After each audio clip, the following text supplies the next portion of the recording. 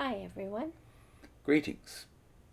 We're in The Cost of Discipling, a document that you will be able to find on onewonders.org website in the PDF archive.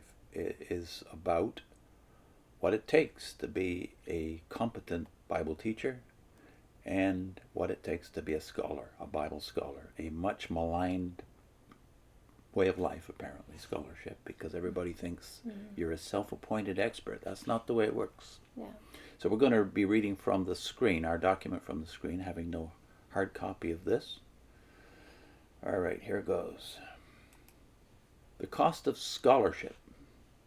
Charles Hayden Spurgeon lived, of course, at the cusp of modern era of Bible scholarship.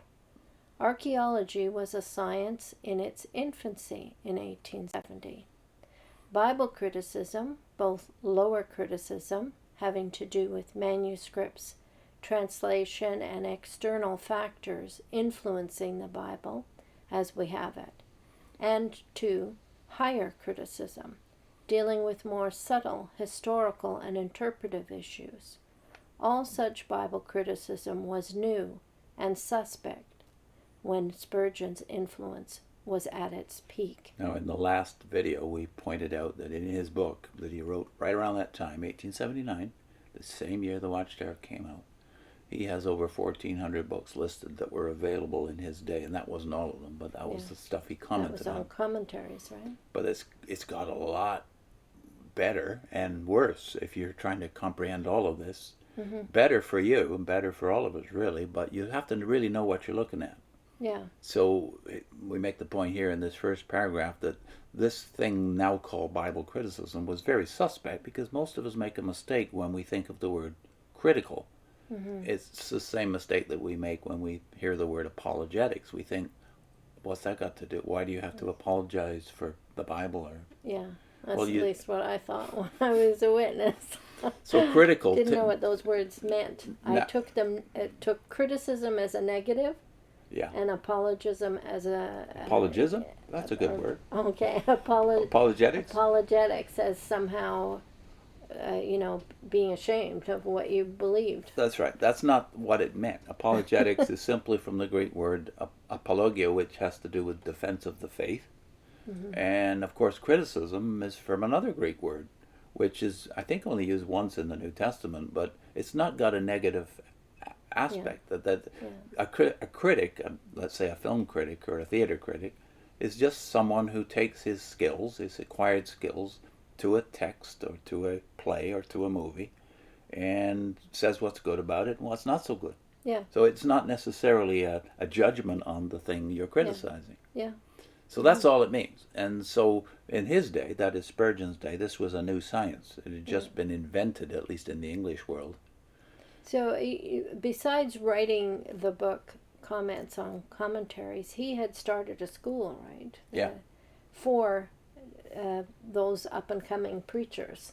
Yes. Behind him. So he actually has another book that's very popular, especially among preachers. Still in print. It's called Lectures to My Students. Yeah.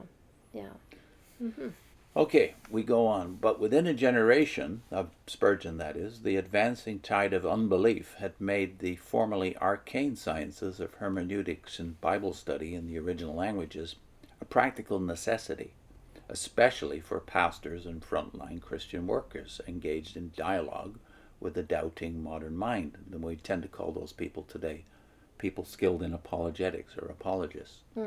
100 years after Spurgeon's heyday, say about 1970, even the formerly fiercely resistant forces of fundamentalism reluctantly resigned themselves to the new reality. Conservative schools were now teaching, that is by 1970, the finer shadings and subtleties of hermeneutics, the diversity of biblical literature, various systems of apologetics, eschatology, and methods of reconciling science with Scripture. Now, we've done a document about this necessity, this new necessity that rose even within conservative circles, the necessity of bringing the Bible alive for people who just can't travel 2,000 years and 5,000 miles. Yeah. So, and we've done a document called Every Home a Church, and Every Church a seminary. Yeah. And that's also available on onewonders.org in the PDF archive. Because it's not just preachers that need to know their stuff. We need to learn our stuff too. Yeah. Okay, we get technical here with a book, which I'm about to show you. A look at the bibliography of a representative evangelical Bible commentary published since the 1980s will mark the contrast with Spurgeon's century. Let us take, for example, Douglas Moo's magisterial work on Romans, Moo spelled M-O-O. Here it is. Yeah, put it right up. Yeah, this is from the New International Commentary on the New Testament, General Editor Gordon Fee. This is Douglas Moo's magisterial contribution, over 1,000 pages. By the way, since then, 1996, it's been re-edited and is now out in a new version with 200 added pages, so close to 1,200 pages. What about this book? Douglas Moo's commentary, published in 1996, 1,012 pages. It has a bibliography which lists over 80 works on Romans, together with dozens of other works consulted. Of the 80 works on Romans which Moo utilizes, he selected 12 as what he calls constant witnesses, exegetical sparring partners. What will be the cost of such intellectual pains? What will it take in work hours to familiarize oneself with even the existing literature on Romans, not to mention to keep abreast of that research and meaty meditation steadily flowing from theological journals?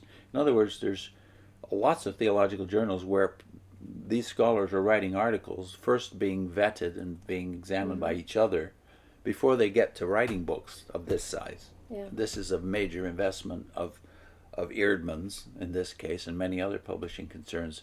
You don't get to write one of those and get it published until you've proven yourself in the journals. If a Douglas Moo were to read one book on the New Testament per day, would he ever succeed in catching up? The sobering answer is no. This age of hyper-specialization has made it impossible to create an actual Bible scholar in our generation. The literature, even on the New Testament, is beyond the scope of any one scholar. There is no way that even the most dedicated student can hope to master much beyond his special area of study. Raymond Brown and C.H. Dodd, for example, can become world-class scholars on the John literature. Joseph Fitzmyer and F.F. Bruce can be experts on the works of Luke and Paul, respectively. But no single scholar can be of world reputation on all aspects of even the New Testament, let alone the Old Testament and theology. The days when any of us could master the intricacies and subtleties of the hundreds of disputed points related to Bible study and evangelism and apologetics are over, if they ever existed at all. We are all forced to rely on experts for the fine points of Bible interpretation. If the devil is in the details, all of us are bound to have a devil of a time doing effective fieldwork without heavy reliance on the scholars. Therefore, we have to know whom to consult, which experts are consistently dependable, which are of world reputation, and which are in fact self-appointed, and therefore without the accountability which the exposure of scholarly interaction guarantees.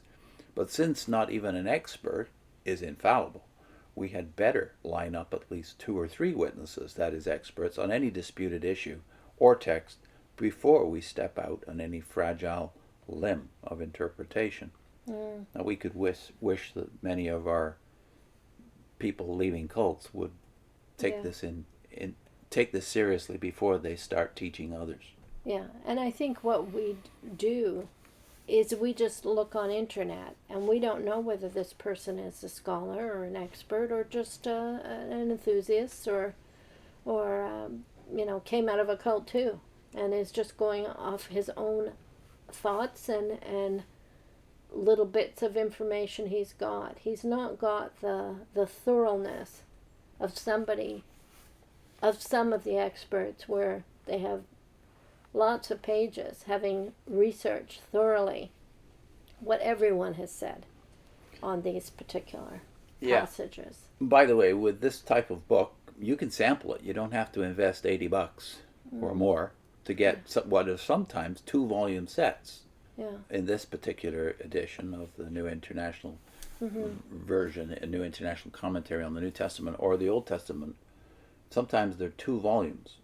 And you can sample them on Internet Archive, for instance, for free, and see if you think they measure up as scholars. You don't have to fly blind. I think the need, especially in modern times, is because, you know, in the old days, you wouldn't have heard maybe all the criticisms or all the, in a negative sense, or all the unbelief. You wouldn't have been as exposed to it. That's right. As you are in today's society, where everybody is saying whatever they have on their mind regularly. And so you need the protection of the experts and the scholars. Yeah, the principle should be all opinions are not of equal value. So that's why we promote books so much on our channel, namely that we've come to know that, well, our opinions change over 40 years. Since we started reading heavily in this kind of literature, our opinions have changed. But it took us years to form the former opinions. And so it is an ongoing process. We have to be willing to change, because we're not experts and we don't know original languages. You know, and so we need to go to somebody who knows the mind or the thinking of previous generations, let alone the New Testament and Old Testament writers. That's a study that you need to do. It's not just given to you. It never ends either. So that's why there's a continual stream of articles and commentaries coming out. This is the best generation of all time to get the range of materials that I think the Lord has provided to his people. We're living in an exciting time. He's never failed, but we have failed to take advantage of them. That's why we ended up in cults, most of us, because we didn't know all of this stuff was in the refrigerator. Don't need to starve. We only tripped over it because we got in the book business, right? The riches of Christ's table. See you next time. Oh, the link. Oh, the link. We're going to link to a video, a specific video by Strobel. Is Lee? Lee Strobel. Lee Strobel, who wrote a book called The Case for Christ. And when he was investigating Christianity, he used his own expertise as a journalist. A legal reporter. A legal journalist reporter. He thought, well, I'm going to use those same tools that I have and put it to Christianity. So he went to the experts, people who knew what he didn't know. And he came to faith. That's the happy ending. We put him on our playlist, right, which is Who Really is the Faithful and Wise Servant. We're not saying he's a scholar. He knows that he's not a scholar, and that makes him a good apologist. And that's the case with most apologists, Josh McDowell and his son Sean, for instance. They're great apologists because they glean from the experts and put it out where the public can consume it. So we'll put Lee Strobel's story and the promotion of his book, and also that playlist. Who really is the faithful and wise servant. See you next time.